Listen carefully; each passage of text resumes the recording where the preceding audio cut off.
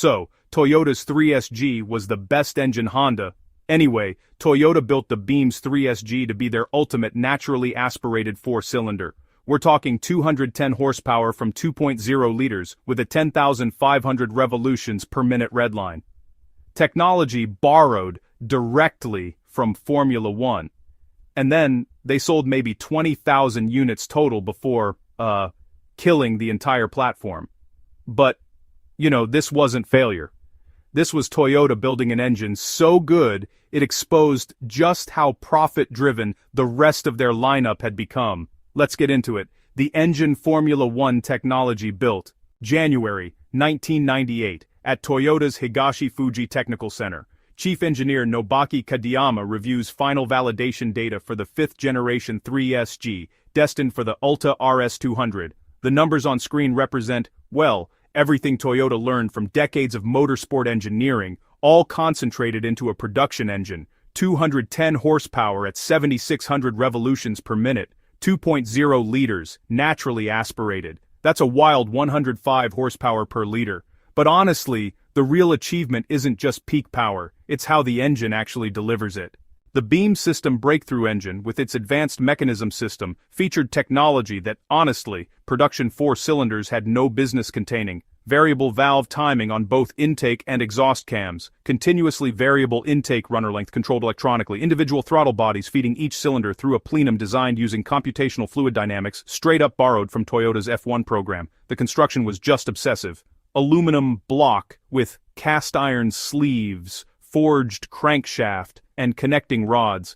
Pistons designed with valve reliefs deep enough to allow extreme cam timing overlap without any valve to piston contact.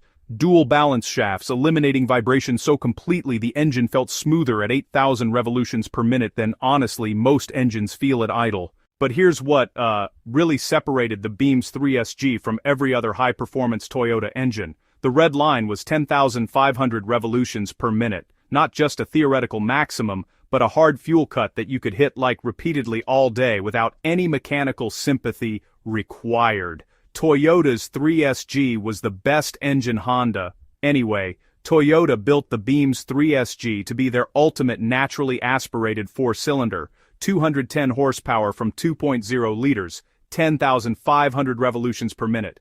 Redline technology borrowed directly from Formula One. And then, they sold maybe 20,000 units total before killing the entire platform.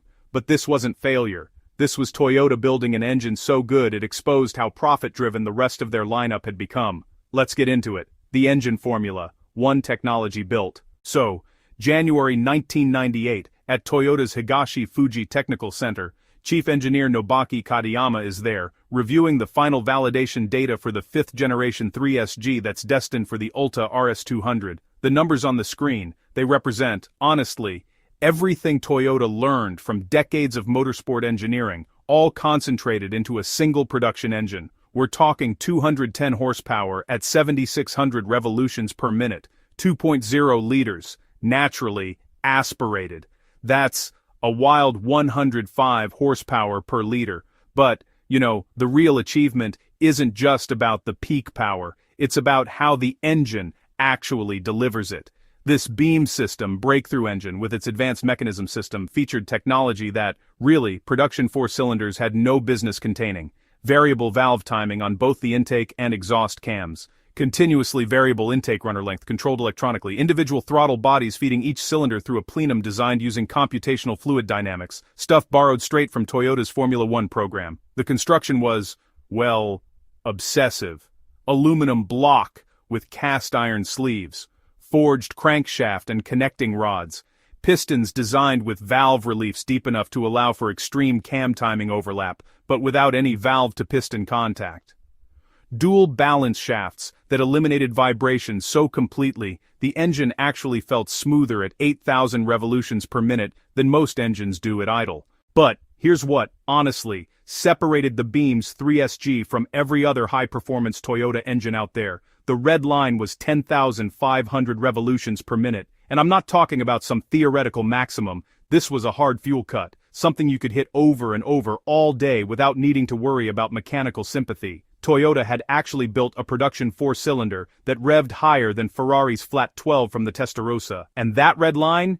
It wasn't just marketing. Independent testing by Best Motoring in Japan confirmed that the engine would hold 10,500 revolutions per minute, like indefinitely. Sustained high RPM operation didn't cause oil pressure loss, didn't overheat, and didn't develop any of those mechanical sympathy requirements that usually plague other high-revving engines.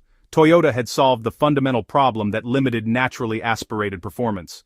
They built an engine that rewarded aggressive driving, without punishing it mechanically. And then, well, they barely told anyone about it. So, this was the market positioning disaster. The Beam's 3S-GE launched in the Altezza RS200 in October of 1998. Toyota's plan was, well, pretty straightforward. They wanted to create a compact sports sedan that could go head-to-head with BMW's 3 Series, all while showing off Toyota's performance engineering chops. The execution, honestly, it was brilliant. The Altezza came with rear-wheel drive, perfect 50-50 weight distribution, double wishbone suspension both front and rear, and the Beam's 3S-GE just screaming up to 10,500 revolutions per minute. This was Toyota making a driver's car with zero compromise. The price in Japan was about 2.8 million yen, or roughly 23,000 US dollars at the time. For that kind of money, you got an engine with Formula One derived technology, a chassis tuned by Toyota's racing division, and performance that embarrassed cars costing twice as much. And, well, almost nobody bought it. The first-year sales target was 30,000 units. Toyota sold 18,000. The problem wasn't the car itself, the problem was, honestly, the positioning. In Japan, the Altezza was up against Nissan Skylines and Subaru Impreza WRXs, turbocharged all-wheel drive sedans making similar power, but with more low-end torque and better bad weather capability.